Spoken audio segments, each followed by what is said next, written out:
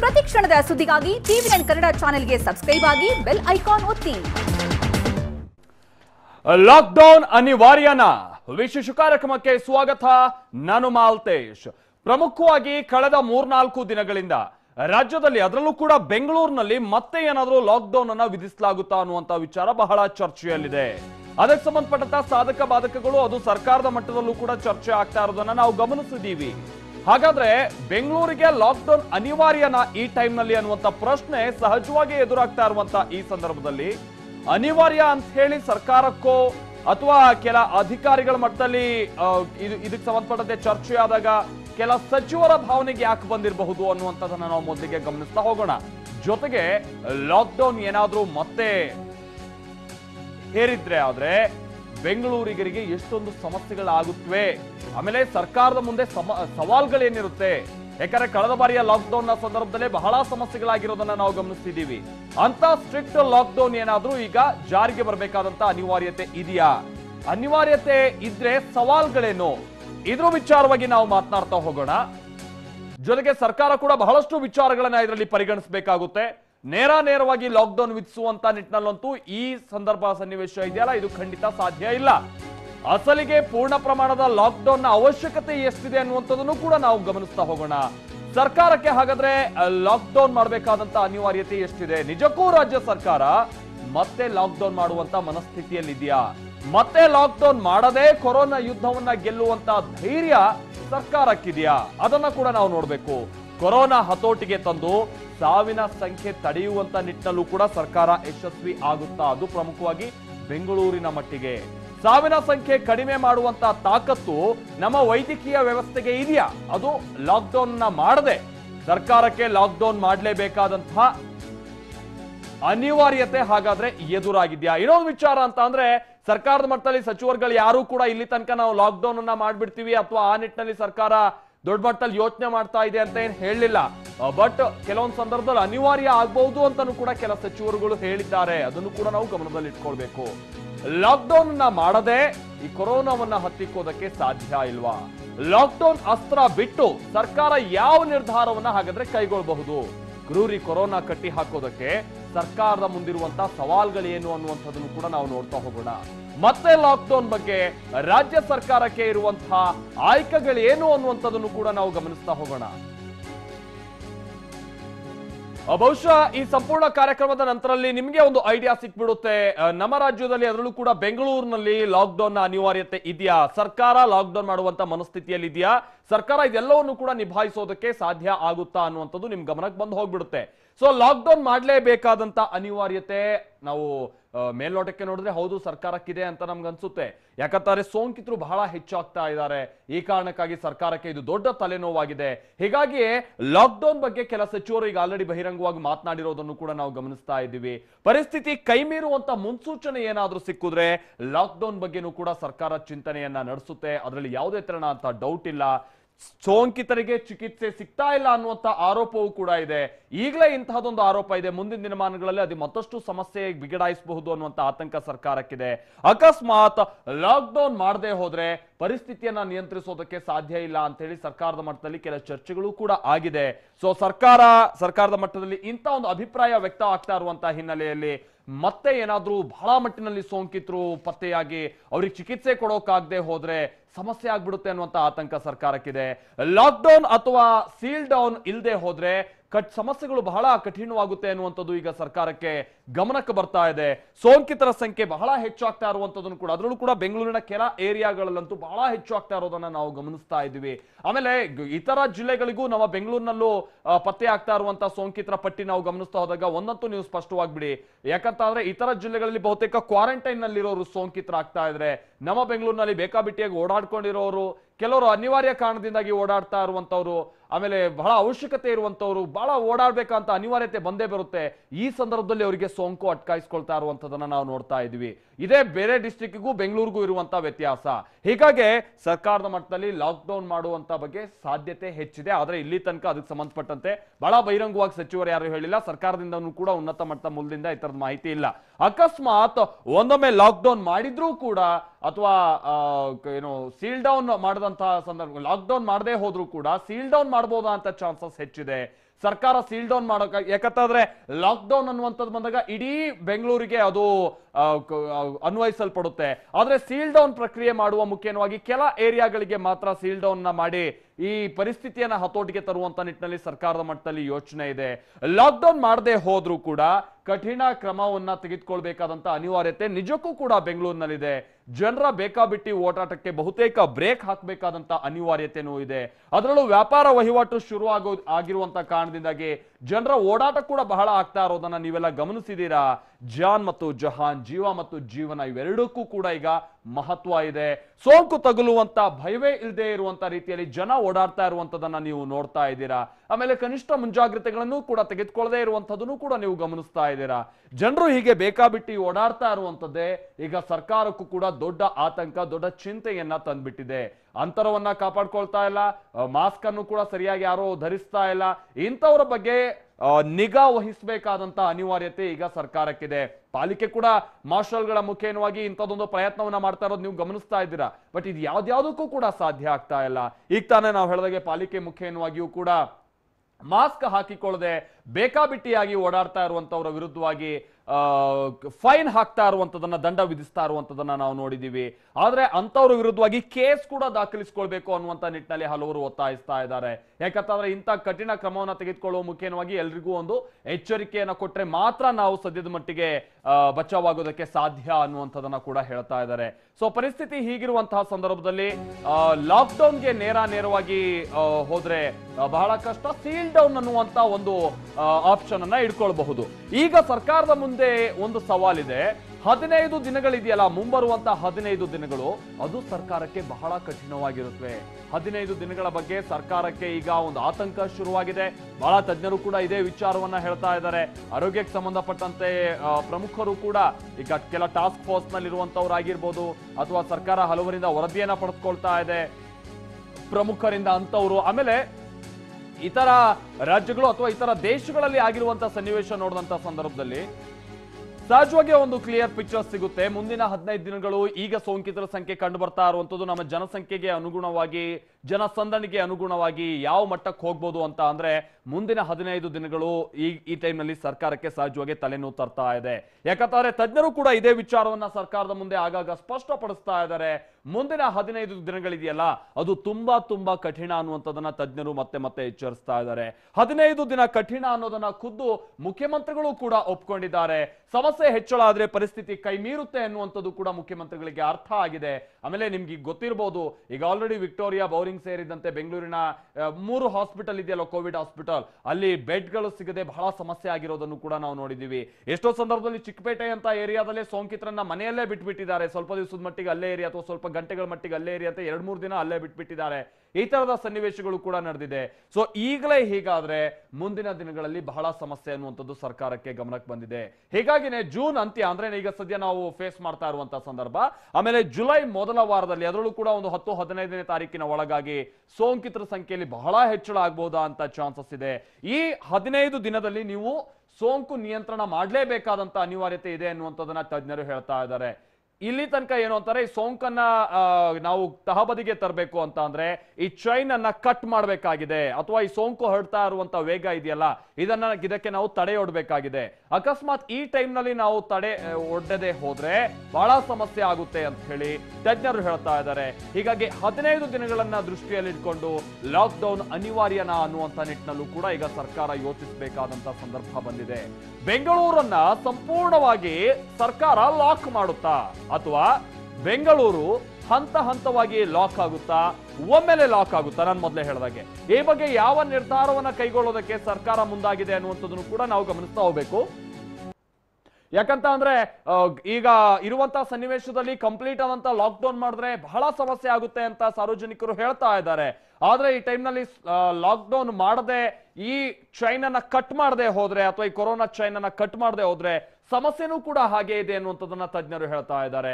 ಹೀಗಾಗಿನೇ ಸದ್ಯ ಬೆಂಗಳೂರಿನಲ್ಲಿ ಸೋಂಕು ಹೆಚ್ಚಿರುವಂತ ಏರಿಯಾಗಳನ್ನ ಸೀಲ್ ಡೌನ್ ಮಾಡುವಂತ ಪ್ರಕ್ರಿಯೆ ಆಗ್ತಾ ಇದೆ. ನೀವು ನೋಡ್ತಾ ಇದ್ದೀರಾ, ಈಗ ಆಲ್ರೆಡಿ ಚಾಮರಾಜಪೇಟೆ ಆಗಿರ್ಬೋದು, ಚಿಕ್ಕಪೇಟೆ, KR ಮಾರ್ಕೆಟ್, ಕಲಾಸಿಪಾಳ್ಯ ಈ ಏರಿಯಾಗಳ ಬಹುತೇಕ ರಸ್ತೆಗಳನ್ನ ಈಗ ಆಲ್ರೆಡಿ ಸೀಲ್ ಡೌನ್ ಮಾಡಿರುವಂತ ಪ್ರಕ್ರಿಯೆಯನ್ನ ನಾವು ನೋಡಿದೀವಿ. ಹಾಗಾಗಿನೇ ಎಲ್ಲೆಲ್ಲಿ ಸೋಂಕು ಹೆಚ್ಚಾಗ್ತಾ ಇದೆಯೋ ಅಂತ ಏರಿಯಾಗಳನ್ನ ಸೀಲ್ ಡೌನ್ ಮಾಡುವಂತ ನಿಟ್ಟಿನಲ್ಲೇ ಇಲ್ಲಿ ಪ್ರಮುಖವಾಗಿ ಮೊದಲ ಆದ್ಯತೆಯನ್ನ ಕೊಡಬೇಕಾಗುತ್ತೆ. ಮೊದಲ ಹಂತದಲ್ಲಿ ಕಂಟೈನ್ಮೆಂಟ್ ಝೋನ್ ಅಂತ ಅಂದ್ರೆ ಅದು ಮನೆಗೆ ಮಾತ್ರ ಸೀಮಿತ. ಇದನ್ನ ನಾವು ಹಿಂದೆ ನೋಡಿದ್ವಿ. ಆದ್ರೆ ಈಗ ಕೊರೋನಾ ಸೋಂಕಿತನ ಅಕ್ಕಪಕ್ಕದ ಮನೆಗಳನ್ನೂ ಕೂಡ ಈಗ ಕಂಟೈನ್ಮೆಂಟ್ ಝೋನ್ ನ ವ್ಯಾಪ್ತಿಯಲ್ಲಿ ಆಮೇಲೆ ಸೀಲ್ ಡೌನ್ ಮಾಡಬೇಕಾದಂತ ಸಂದರ್ಭದಲ್ಲಿ ಅಕ್ಕಪಕ್ಕದ ಮನೆ ಆಮೇಲೆ ಸಂಪೂರ್ಣವಾದಂತ ರಸ್ತೆಯನ್ನು ಕೂಡ ಈಗ ಸೀಲ್ ಡೌನ್ ಮಾಡ್ಲಾಗ್ತಾ ಇರುವಂತದನ್ನ ನೀವು ನೋಡ್ತಾ ಇದ್ದೀರಾ. ಕಂಟೈನ್ಮೆಂಟ್ ನಲ್ಲಿ ಜನರ ಓಡಾಟಕ್ಕೆ ಬ್ರೇಕ್ ಹಾಕಬೇಕಾದಂತ ಅನಿವಾರ್ಯತೆ ಇದೆ. ಆ ಪ್ರಕ್ರಿಯೆಗಳು ಸದ್ಯ ನಡೀತಾ ಇದೆ. ಸೋಂಕು ನಿಯಂತ್ರಣಕ್ಕೆ ಬರದೇ ಹೋದ್ರೆ ಕಂಟೈನ್ಮೆಂಟ್ ಝೋನ್ ಗಳನ್ನ ಹೆಚ್ಚಳ ಮಾಡಬೇಕಾದಂತ ಕೆಲಸ ಆಗ್ಬೇಕಾಗುತ್ತೆ. ಸೊ ಈ ಎರಡನೇ ಹಂತದಲ್ಲಿ ಕಂಟೈನ್ಮೆಂಟ್ ಝೋನ್ ನ ವ್ಯಾಪ್ತಿಯನ್ನ ಮತ್ತಷ್ಟು ಹೆಚ್ಚಳ ಮಾಡಬೇಕಾದಂತ ಅನಿವಾರ್ಯತೆ ಬರುತ್ತೆ. ಹಾಗೆ ಮೂರನೇ ಹಂತದಲ್ಲಿ ಕಂಟೈನ್ಮೆಂಟ್ ಝೋನ್ ನಲ್ಲಿ ಎಲ್ಲದಕ್ಕೂ ಕೂಡ ಬ್ರೇಕ್ ಅಂದ್ರೆ ಕಂಪ್ಲೀಟ್ ಸೀಲ್ ಡೌನ್ ಅನ್ನುವಂತ ಪ್ರಕ್ರಿಯೆ ನಾವು ನೋಡ್ತಾ ಇದ್ವಲ್ಲ. ಸೊ ಎಲ್ಲ ಚಟುವಟಿಕೆಗಳಿಗೆ ಬ್ರೇಕ್ ಹಾಕಿ ಕಂಪ್ಲೀಟ್ ಸೀಲ್ ಡೌನ್ ಮಾಡಬೇಕಾದಂತಹ ಅನಿವಾರ್ಯತೆ ಬರುತ್ತೆ. ಇದಂತೂ ಇಲ್ಲಿ ಬಹಳ ಸ್ಪಷ್ಟ. ಯಾಕಂತಾದ್ರೆ ನೀವು ಗಮನಿಸಿರಬಹುದು, ಮೊದಲಿಗೆ ಝೋನ್ಗಳಿದ್ವು, ಆರೆಂಜ್ ಝೋನ್, ರೆಡ್ ಝೋನ್, ಆಮೇಲೆ ಯೆಲ್ಲೋ ಝೋನ್ ಅಂತೇಳಿ. ಅದಾದ ನಂತರ ಕಂಟೈನ್ಮೆಂಟ್ ಝೋನ್ಗಳಿಗೆ ಪ್ರಮುಖ ಪ್ರಾಮುಖ್ಯತೆಯನ್ನು ಕೊಡಲಾಯಿತು. ಕಂಪ್ಲೀಟ್ ಏರಿಯಾವನ್ನ ಕನ್ಸಿಡರ್ ಮಾಡ್ತಾ ಇದ್ರು. ಬಟ್ ಈಗ ಕೇವಲ ಮನೆಯನ್ನ ಕನ್ಸಿಡರ್ ಮಾಡ್ತಾ ಇದ್ದಾರೆ. ಆದ್ರೆ ಈಗ ಹಾಗಲ್ಲ, ಕಂಪ್ಲೀಟ್ ಏರಿಯಾವನ್ನ ಮತ್ತೊಮ್ಮೆ ಕನ್ಸಿಡರ್ ಮಾಡಬೇಕಾದಂತ ಅನಿವಾರ್ಯತೆ ಸರ್ಕಾರದ ಮುಂದಿರಬಹುದು. ಸದ್ಯಕ್ಕೆ ಬೆಂಗಳೂರಿನಲ್ಲಿ 4890 ಅಷ್ಟು ಕಂಟೈನ್ಮೆಂಟ್ ಝೋನ್ಗಳಿದೆ. ಅದರಲ್ಲಿ 440 ಕಂಟೈನ್ಮೆಂಟ್ ಝೋನ್ಗಳಿದೆಯಲ್ಲ, ಇದು ಸದ್ಯ ಆಕ್ಟಿವ್ ಆಗಿರೋದನ್ನು ಕೂಡ ನಾವು ಗಮನಿಸ್ತಾ ಇದೀವಿ. ಯಾಕಂದ್ರೆ ಕೆಲವೊಂದಷ್ಟನ್ನ ಕೇಸಸ್ಗಳು ಅಲ್ಲಿ ಕಮ್ಮಿ ಆಗ್ತಾ ಇದ್ದ ಹಾಗೆ ಆ ಕಂಟೈನ್ಮೆಂಟ್ ಝೋನ್ ವ್ಯಾಪ್ತಿಯಿಂದ ಏರಿಯಾವನ್ನ ಹೊರತರಲಾಗಿದೆ. ಆದ್ರೆ 400ಕ್ಕೂ ಹೆಚ್ಚಿನ ಪ್ರದೇಶಗಳನ್ನ ಈಗಲೂ ಕೂಡ ಕಂಟೈನ್ಮೆಂಟ್ ಝೋನ್ ಅಂತ ಈಗ ಕನ್ಸಿಡರ್ ಮಾಡಲಾಗಿದೆ. ಅಥವಾ ಕೆಲ ಮನೆಗಳು ಅಥವಾ ಅಕ್ಕಪಕ್ಕದ ಮನೆಗಳನ್ನ ಕಂಟೈನ್ಮೆಂಟ್ ಸಂಖ್ಯೆ ಮತ್ತು ವ್ಯಾಪ್ತಿ ಏನಾದ್ರೂ ಹೆಚ್ಚಾಗ್ತಾ ಹೋದ್ರೆ ವಾರ್ಡ್ಗಳನ್ನ ಸೀಲ್ ಡೌನ್ ಮಾಡಬೇಕಾದಂತಹ ಅನಿವಾರ್ಯತೆ ಸಹಜವಾಗಿ ಬರುತ್ತೆ. ವಾರ್ಡ್ಗಳನ್ನ ಸೀಲ್ ಡೌನ್ ಮಾಡದೆ ಹೋದ್ರೆ ಅಂತ ವಾರ್ಡ್ ನಲ್ಲಿ ಬೇರೆ ಬೇರೆ ಕಡೆ ಓಡಾಡಿ ಕಂಟೈನ್ಮೆಂಟ್ ಝೋನ್ ನಿಂದ ಅಥವಾ ಮನೆಗಳಿಂದ ಬರುವಂತ ಮಂದಿ ಸೋಂಕು ಹೆಚ್ಚಿಸಬಹುದಂತ ಚಾನ್ಸಸ್ ಹೆಚ್ಚಿರುತ್ತೆ. ಸೊ ಆ ವಾರ್ಡ್ ಅನ್ನ ಏನಾದ್ರೂ ಕಂಟೈನ್ಮೆಂಟ್ ಝೋನ್ ವ್ಯಾಪ್ತಿಗೆ ತಂದಂತ ನಂತರದಲ್ಲಿ ಅಲ್ಲೂ ಕೂಡ ಏನಾದ್ರೂ ಸೋಂಕು ನಿಯಂತ್ರಣಕ್ಕೆ ಬರದೇ ಹೋದ್ರೆ ಅಂತಹ ಸಂದರ್ಭದಲ್ಲಿ ಲಾಕ್ ಡೌನ್ ಅನಿವಾರ್ಯ ಆಗ್ತಾ ಹೋಗುತ್ತೆ. ಸೊ ಬಿಬಿಎಂಪಿಯ ಹಲವು ವಲಯಗಳನ್ನ ಲಾಕ್ ಡೌನ್ ಮಾಡಬೇಕಾದಂತಹ ಅನಿವಾರ್ಯತೆ ಇಲ್ಲಿ ಪಾಲಿಕೆ ಮತ್ತೆ ಸರ್ಕಾರಕ್ಕೆ ಬರುತ್ತೆ. ಹೀಗೆ ಮುಂದುವರೆದ್ರೆ ಒಂದು ಹಂತಕ್ಕೆ ಇಡೀ ಬೆಂಗಳೂರೇ ಲಾಕ್ ಡೌನ್ ಆದ್ರೂ ಕೂಡ ಆಶ್ಚರ್ಯ ಇಲ್ಲ. ಇಡೀ ಬೆಂಗಳೂರನ್ನ ಲಾಕ್ ಡೌನ್ ಮಾಡಬೇಕಾದಂತ ಅನಿವಾರ್ಯ ಸೃಷ್ಟಿ ನಿರ್ಮಾಣ ಆದ್ರೂ ಕೂಡ ಆಶ್ಚರ್ಯ ಇಲ್ಲ. ಇದಕ್ಕೆಲ್ಲದಕ್ಕೂ ಕೂಡ ಉತ್ತರ ಏನು ಅಂತ ಅಂದ್ರೆ ಮುಂದಿನ 15 ದಿನಗಳಲ್ಲಿ ಹೇಗೆ ನಮ್ಮಲ್ಲಿ ಕೊರೋನಾ ಕಂಟ್ರೋಲಿಗೆ ಬರುತ್ತೆ ಎನ್ನುವಂಥದ್ದು. ವಿಪರೀತವಾಗಿ ಹಬ್ಬಿ ಹೋದ್ರೆ ಸಾಧ್ಯನೇ ಇಲ್ಲ ಮ್ಯಾನೇಜ್ ಮಾಡೋದಕ್ಕೆ. ಸೊ ಒಂದೇ ಹಂತದಲ್ಲಿ ಬೆಂಗಳೂರನ್ನ ಲಾಕ್ ಡೌನ್ ಮಾಡೋದು ಕೂಡ ಡೌಟ್. ಇದನ್ನು ಕೂಡ ನೀವು ಗಮನದಲ್ಲಿ ಇಟ್ಕೊಳ್ಳಿ.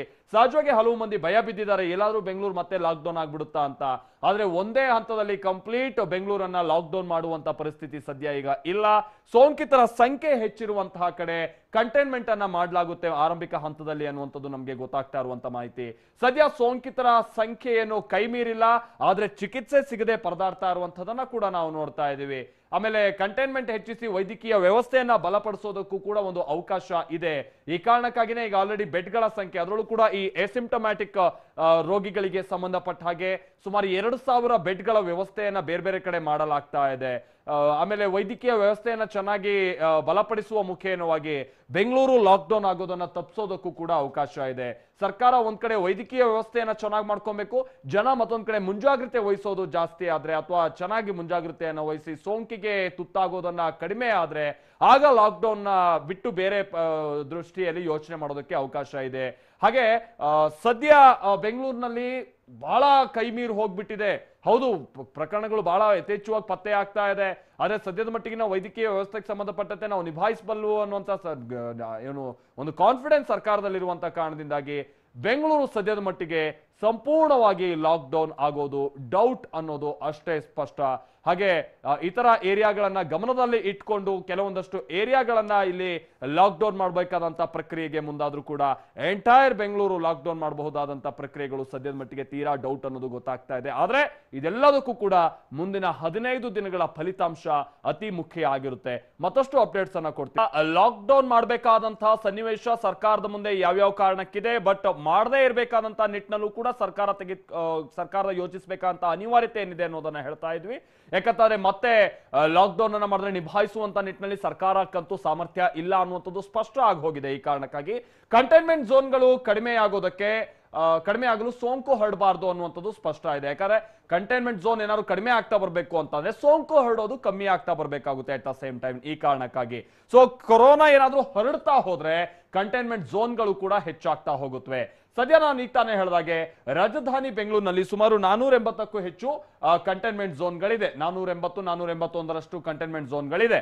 ಸೊ ಈ 480ರ ಪೈಕಿ 440 ಕಂಟೈನ್ಮೆಂಟ್ ಝೋನ್ಗಳಲ್ಲಿ ಸದ್ಯ ಸಕ್ರಿಯ ಪ್ರಕರಣಗಳಿರೋದನ್ನು ಕೂಡ ನಾವು ಗಮನಿಸ್ತಾ ಇದ್ದೀವಿ. ಹೀಗಾಗಿನೇ ಸೋಂಕಿತರ ಸಂಖ್ಯೆ ಹೆಚ್ಚಾಗ್ತಾ ಇರುವಂತ ಕಾರಣದಿಂದಾಗಿ ಮತ್ತೂ ಒಂದಷ್ಟು ಕಂಟೈನ್ಮೆಂಟ್ ಝೋನ್ಗಳ ಸಂಖ್ಯೆ ಹೆಚ್ಚಳ ಆದ್ರೂ ಕೂಡ ಆಶ್ಚರ್ಯ ಇಲ್ಲ. ಸೊ ಕಂಟೈನ್ಮೆಂಟ್ ಝೋನ್ಗಳ ಕುರಿತು ಬಿಬಿಎಂಪಿ ಬಹಳ ನಿಗಾವನ್ನು ವಹಿಸಬೇಕಾದಂತ ಅನಿವಾರ್ಯತೆ ಇದೆ. ಕಂಟೈನ್ಮೆಂಟ್ ಝೋನ್ಗಳಿಂದ ಜನರ ಓಡಾಟವನ್ನ ತಡಿಲೇಬೇಕಾದಂತಹ ಅನಿವಾರ್ಯತೆ ಇದೆ. ಪ್ರಾಥಮಿಕ ಹಾಗೆ ದ್ವಿತೀಯ ಸಂಪರ್ಕಿತರನ್ನ ಪತ್ತೆ ಹಚ್ಚಿ ಕ್ವಾರಂಟೈನ್ ಮಾಡಬೇಕಾದಂತಹ ಅನಿವಾರ್ಯತೆ ಈ ಸಂದರ್ಭದಲ್ಲಿ ಬಹಳ ಸ್ಪಷ್ಟವಾಗಿದೆ. ಕೆಲ ದಿನಗಳಿಂದ ಈ ಪ್ರಾಥಮಿಕ ಹಾಗೆ ದ್ವಿತೀಯ ಸಂಪರ್ಕಿತರನ್ನ ಹೆಕ್ಕುವಂಥದ್ದು ಅಥವಾ ಅವರನ್ನು ಪತ್ತೆ ಹಚ್ಚುವಂತ ಕಾರ್ಯ ಅಷ್ಟಾಗಿ ನಡೀತಾ ಇರಲಿಲ್ಲ. ಈಗ ಮತ್ತೆ ಚುರುಕು ಕೊಟ್ಟಿದ್ದೀವಿ ಅಂತ ಇಲಾಖೆ ಹೇಳ್ತಾ ಇದೆ. ಅದು ಬಹಳ ತ್ವರಿತಗತಿಯಲ್ಲಿ ಆಗ್ಬೇಕಾಗಿದೆ. ಅದರಲ್ಲೂ ಜನಸಂದಣಿಯನ್ನ ತಡೆಗಟ್ಟುವಂತ ನಿಟ್ಟಿನಲ್ಲಿ ಬಿಬಿಎಂಪಿ ಸೂಕ್ತ ಕ್ರಮಗಳನ್ನ ತೆಗೆದುಕೊಳ್ಬೇಕಾದಂತಹದ್ದು ಅನಿವಾರ್ಯ ಆಗಿದೆ. ಜನರು ದೈಹಿಕ ಅಂತರವನ್ನ ಕಾಪಾಡ್ಕೊಳ್ಬೇಕಾದಂತ ನಿಟ್ಟಿನಲ್ಲಿ ಬಿಬಿಎಂಪಿ ಕ್ರಮವನ್ನ ತೆಗೆದುಕೊಳ್ಬೇಕಾದಂತ ಅನಿವಾರ್ಯತೆ ಇದ್ದೇ ಇದೆ. ಇಲ್ಲದೆ ಹೋದ್ರೆ ದೊಡ್ಡ ಸಮಸ್ಯೆಗಳಾಗುತ್ತೆ ಅನ್ನುವಂಥದ್ದನ್ನ ನಾವು ಈಗ ಆಲ್ರೆಡಿ ನಮಗೆ ಮುನ್ಸೂಚನೆ ಸಿಕ್ಕಾಗೋಗಿದೆ. ಹಾಗೆ ಲಾಕ್ಡೌನ್ ಮಾಡದೇನೂ ಕೂಡ ಪರಿಸ್ಥಿತಿಯನ್ನ ನಿಯಂತ್ರಿಸೋದಕ್ಕೆ ಅವಕಾಶ ಇದೆ. ಕಂಟೈನ್ಮೆಂಟ್ ಝೋನ್ಗಳ ಕುರಿತು ತೀವ್ರ ನಿಗಾವನ್ನು ವಹಿಸಬೇಕಾದಂತದ್ದೇ ಲಾಕ್ಡೌನ್ ನಿಂದ ನಾವು ತಪ್ಪಿಸಿಕೊಳ್ಳೋದಕ್ಕೆ ನಮ್ಗಿರುವಂತ ಅವಕಾಶ. ಕಂಟೈನ್ಮೆಂಟ್ ಝೋನ್ಗಳನ್ನ ನಿಯಂತ್ರಿಸಿದ್ರೆ ಲಾಕ್ಡೌನ್ ಬೇಡ ಅನ್ನುವಂತ ಸನ್ನಿವೇಶ ಸದ್ಯಕ್ಕಿದೆ ಅನ್ನುವಂಥದ್ದನ್ನ ಹಲವು ತಜ್ಞರು ಕೂಡ ಹೇಳ್ತಾ ಇದ್ದಾರೆ. ಕಂಟೈನ್ಮೆಂಟ್ ಝೋನ್ಗಳಿಗೆ ಆಕ್ಷನ್ ಪ್ಲಾನ್ ಗಳನ್ನ ಸಿದ್ಧಪಡಿಸಬೇಕು. ಜನಸಂದಣಿ ಆಗಿರುವಂತ ಮಾರುಕಟ್ಟೆ ಆಗಿರ್ಬೋದು ಅಥವಾ ಇತರ ಕಡೆಗಳಲ್ಲಿ ತೀವ್ರ ನಿಗಾವನ್ನ ವಹಿಸಬೇಕಾಗುತ್ತೆ. ನಾನು ಮೊದಲೇ ಹೇಳಿದಾಗೆ ಮಾಸ್ಕ್ ಹಾಕಿಕೊಳ್ಳದೆ ಓಡಾಡೋರ ವಿರುದ್ಧವಾಗಿ ಕಠಿಣ ಕ್ರಮವನ್ನ ತೆಗೆದುಕೊಳ್ಬೇಕಾದಂತ ಅನಿವಾರ್ಯತೆ ಇದೆ. ಮಾಸ್ಕ್ ಹಾಕದವರ ವಿರುದ್ಧವಾಗಿ ಮಾಸ್ಕ್ ಯಾರೆಲ್ಲ ಹಾಕೋದಿಲ್ವಲ್ಲ ಅಂತವ್ರ ವಿರುದ್ಧವಾಗಿ ಕಾನೂನು ಕ್ರಮವನ್ನ ತೆಗೆದುಕೊಳ್ತೀವಿ ಅನ್ನುವಂತ ಎಚ್ಚರಿಕೆಯನ್ನ ಕೊಡಬೇಕಿದೆ. ಒಂದಷ್ಟು ಕ್ರಮವನ್ನ ತೆಗೆದುಕೊಂಡ್ರು ಕೂಡ ಈ ಸಂದರ್ಭದಲ್ಲಿ ತಪ್ಪಲ್ಲ. ಯಾಕಂತಾದ್ರೆ ಜನರನ್ನ ಬಹಳ ಇದಕ್ಕೆ ಸಂಬಂಧಪಟ್ಟಂತೆ ಸೀರಿಯಸ್ ಆಗಿ ಕನ್ಸಿಡರ್ ಮಾಡಬೇಕಾದಂತ ನಿಟ್ಟಿನಲ್ಲಿ ಅವ್ರ ಮನಸ್ಥಿತಿಯನ್ನು ಬದಲಾಯಿಸಬೇಕಾಗಿರುವಂತ ನಿಟ್ಟಿನಲ್ಲಿ ಕಠಿಣ ಕ್ರಮದ ಅನಿವಾರ್ಯತೆ ಇದ್ದೇ ಇದೆ. ಅಂತರ ಕಾಪಾಡದ ಅಂಗಡಿ ಮುಂಗಟ್ಟುಗಳ ವಿರುದ್ಧವಾಗಿಯೂ ಕೂಡ ಕ್ರಮ ತೆಗೆದುಕೊಳ್ಬೇಕಾಗಿದೆ. ಲಾಕ್ಡೌನ್ ಬದಲು ಕ್ಲಸ್ಟರ್ ಸ್ಟ್ರಾಟಜಿಯನ್ನ ಕಟ್ಟುನಿಟ್ಟಾಗಿ ಪಾಲಿಸಬೇಕಾದಂತ ಅನಿವಾರ್ಯತೆ ಇದೆ. ಲಾಕ್ಡೌನ್ ಮಾಡಕ್ಕೆ ಆಗದೆ ಹೋದ್ರೂ ಕೂಡ ಇಂಥ ಟೈಮ್ನಲ್ಲಿ ಹಲವೆಡೆ ಈ ಕಂಟೈನ್ಮೆಂಟ್ ಝೋನ್ಗಳನ್ನ ಏನ್ ಮಾಡಲಾಗಿದೆ ಅಂತ ಕಂಟೈನ್ಮೆಂಟ್ ಝೋನ್ಗಳಲ್ಲಿ ಕ್ಲಸ್ಟರ್ ಮಾದರಿಯಲ್ಲಿ ಬಹಳ ಕ್ವಿಕ್ ಆಗಿ ಆಕ್ಷನ್ ತೆಗೆದುಕೊಳ್ಳುವಂಥದ್ದು, ಆಮೇಲೆ ಬಹಳ ನೀಟಾಗಿ ಸರ್ವೆಯನ್ನ ಮಾಡುವ ಮುಖೇನವಾಗಿ ಯಾರ್ಯಾರು ಮತ್ತೆ ಸೋಂಕಿತರು ಒಳಗಾಗಿರ್ಬೋದು ಅಂತ ಚಾನ್ಸಸ್ ಇದೆ ಅನ್ನುವಂಥದ್ದನ್ನ ಪತ್ತೆ ಹಚ್ಚುತ್ತಾ ಹೋದ್ರೆ ಆಗ ಲಾಕ್ಡೌನ್ ನ ಅನಿವಾರ್ಯತೆ ಬರೋದಿಲ್ಲ. ಕಂಟೈನ್ಮೆಂಟ್ ಝೋನ್ಗಳಲ್ಲಿ ಕಟ್ಟುನಿಟ್ಟಿನ ಕ್ರಮವನ್ನ ತೆಗೆದುಕೊಳ್ಬೇಕಾದಂತ ಅನಿವಾರ್ಯತೆ ಇದೆ. ಬಹಳ ಮುತುವರ್ಜಿಯನ್ನ ವಹಿಸಬೇಕಿದೆ. ಬೇಕಾಬಿಟ್ಟಿಯಾಗಿ ಜನರ ಓಡಾಟಕ್ಕೆ ಬ್ರೇಕ್ ಹಾಕಬೇಕಿದೆ. ಕಂಟೈನ್ಮೆಂಟ್ ಝೋನ್ಗಳಲ್ಲಿ ಕೆಲವೊಂದಷ್ಟು ಕ್ರಮಗಳನ್ನ ಕಟ್ಟುನಿಟ್ಟಾಗಿ ಪಾಲಿಸಬೇಕು ಅನ್ನುವಂಥದ್ದನ್ನ ಅಲ್ಲಿನ ನಿವಾಸಿಗಳಲ್ಲಿ ಮತ್ತೆ ಮತ್ತೆ ಸೂಚನೆಯನ್ನ ಕೊಡ್ತಾ ಇರಬೇಕಾಗುತ್ತೆ. ಸೊ ಕಂಟೈನ್ಮೆಂಟ್ ಝೋನ್ ನ ವ್ಯಾಪ್ತಿ ಹೆಚ್ಚಿದ್ರೂ ಕೂಡ ಪರವಾಗಿಲ್ಲ. ಯಾಕಂತಂದ್ರೆ ಇಲ್ಲಿ ತನಕ ಹೇಗೆ ಅಂತ ಅಂದ್ರೆ ಕಂಟೈನ್ಮೆಂಟ್ ಝೋನ್ ಅಂತ ಅಂದ್ರೆ ಆ ಮನೆಯ ಅಕ್ಕಪಕ್ಕದ 2-3 ಮನೆಗಳಿಗೆ ಮಾತ್ರ ಸೀಮಿತ ಆಗ್ತಾ ಇದೆ ಸದ್ಯದ ಮಟ್ಟಿಗೆ ನಾವು ಗಮನಿಸೋದಾದ್ರೆ. ಈಗ ವ್ಯಾಪ್ತಿಯನ್ನ ಹೆಚ್ಚಿಸಬೇಕಾದಂತ ಅನಿವಾರ್ಯತೆ ಬಂದ್ರೂ ಆಶ್ಚರ್ಯ ಇಲ್ಲ. ಸೊ ಒಟ್ನಲ್ಲಿ ಜನರ ಅನಗತ್ಯ ಓಡಾಟಕ್ಕೆ ಆ ಕಂಟೈನ್ಮೆಂಟ್ ಝೋನ್ ನಲ್ಲಿ ಕಂಪ್ಲೀಟ್ ಆಗಿ ಬ್ರೇಕ್ ಹಾಕಬೇಕಾದಂತ ಅನಿವಾರ್ಯತೆ ಇದೆ. ಅಷ್ಟೇ ಅಲ್ಲ, ಸದ್ಯದ ಮಟ್ಟಿಗೆ ನಾನು ಮೊದಲೇ ಹೇಳಿದಾಗೆ ಮನೆಗಳನ್ನ ಮಾತ್ರ ಕನ್ಸಿಡರ್ ಮಾಡ್ಲಾಗ್ತಾ ಇದೆಯಲ್ಲ, ಅಷ್ಟು ಮಾತ್ರ ಅಲ್ಲ, ಆ ಸೋಂಕಿತನ ಮನೆಯ ಸುತ್ತಮುತ್ತಲ ರಸ್ತೆಗಳನ್ನ ಕೂಡ ಬಂದ್ ಮಾಡಬೇಕಾಗುತ್ತೆ. ಈ ಮೂಲಕ ಸರ್ಕಾರ ಕಠಿಣ ಕ್ರಮವನ್ನ ಜರುಗಿಸಲೇಬೇಕು.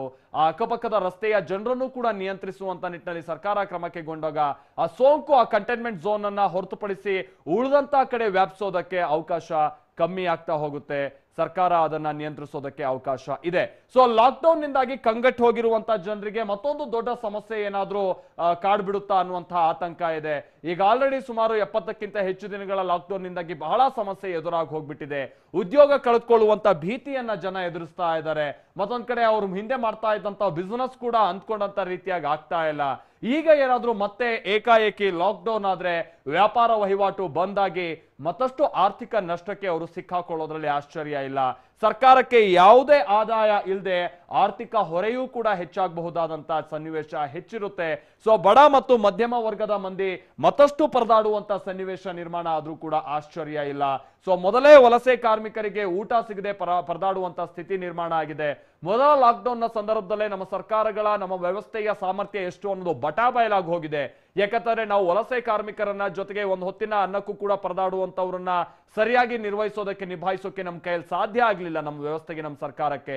ಹೀಗಾಗಿ ಮತ್ತೆ ಈಗ ಏನಾದ್ರೂ ಲಾಕ್ಡೌನ್ ನ ಹೇರಿದ್ರೆ ಬಹಳ ಸಮಸ್ಯೆ ಆಗುತ್ತೆ. ಕಳೆದ ಕೆಲ ದಿನಗಳಿಂದ ನಿಧಾನವಾಗಿ ಕೆಲಸಗಳು ಆರಂಭ ಆಗ್ತಾ ಇದೆ, ಸ್ವಲ್ಪ ಚೇತರಿಕೆ ಕಾಣ್ತಾ ಇದೆ. ಸ್ವಲ್ಪ ಚೇತರಿಕೆ ಕಾಣುವಂತ ಇಂಥ ಸಂದರ್ಭದಲ್ಲಿ ಏನಾದ್ರೂ ಲಾಕ್ಡೌನ್ ಅನ್ನ ಹೇರ್ಬಿಟ್ರೆ ಬಹಳ ಸಮಸ್ಯೆ ಆಗುತ್ತೆ. ಅದರಲ್ಲೂ ಕೂಡ ದಿನಗೂಲಿಯನ್ನ ನಂಬಿ ಬದುಕುವವರ ಬದುಕು ಮತ್ತೆ ಮೂರಾ ಬಟ್ಟೆ ಆಗುತ್ತೆ. ಬೀದಿ ಬದಿ ವ್ಯಾಪಾರಿಗಳ ಸಂಕಷ್ಟ ಆಗ ಕೇಳೋರೇ ಇಲ್ದಂತ ಸನ್ನಿವೇಶ ಆಗಿ ಹೋಗುತ್ತೆ. ಈಗ ಆಲ್ರೆಡಿ ಸರ್ಕಾರ ಹಲವು ಯೋಜನೆಗಳ ಅಡಿ ಒಂದಷ್ಟು ಅವರಿಗೆಲ್ಲ ಅನುಕೂಲ ಮಾಡುವಂತ ಪ್ರಯತ್ನವನ್ನ ಮಾಡಿಕೊಟ್ಟಿದ್ರು ಕೂಡ ಅದ್ಯಾವುದು ಕೂಡ ಅವರ ಸಹಾಯಕ್ಕೆ ಬಂದಿಲ್ಲ ಅನ್ನುವಂಥದ್ದು ಕೂಡ ಬಹಳ ಸ್ಪಷ್ಟ. ಹೀಗಾಗಿನೇ ಸರ್ಕಾರ ಏಕಾಏಕಿಯಾಗಿ ಲಾಕ್ಡೌನ್ ಅನ್ನ ವಿಧಿಸೋದಕ್ಕೆ ಇಲ್ಲಿ ಖಂಡಿತ ಸಾಧ್ಯ ಇಲ್ಲ. ಈ ತರದ ಚರ್ಚೆಗಳೇನೋ ಆಗ್ತಾ ಇರ್ಬೋದು. ಕೆಲ ಸಚಿವರು ಕೂಡ ಸರ್ಕಾರದ ಮಟ್ಟದಲ್ಲಿ ಈ ತರದ ಯೋಚನೆ ಇದೆ ಅಥವಾ ಇದ್ರ ಬಗ್ಗೆ ಚರ್ಚೆ ಆಗ್ತಾ ಇದೆ ಅಂತ ಹೇಳಿರಬಹುದು. ಆದ್ರೆ ಏಕಾಏಕಿ ಲಾಕ್ಡೌನ್ ನ ವಿಧಿಸಬಹುದಾ ಅಂತ ಚಾನ್ಸಸ್ ತೀರಾ ಕಷ್ಟಕರ, ತೀರಾ ಕಮ್ಮಿ ಇದೆ ಕೂಡ.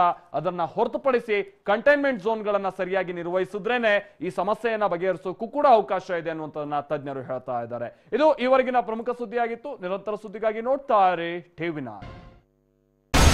ಇನ್ಸೈಡ್ ಸುದ್ದಿ ಸೋಮವಾರದಿಂದ ಶನಿವಾರ ಸಂಜೆ 7 ಗಂಟೆಗೆ TV9 ನಲ್ಲಿ ಮಾತ್ರ.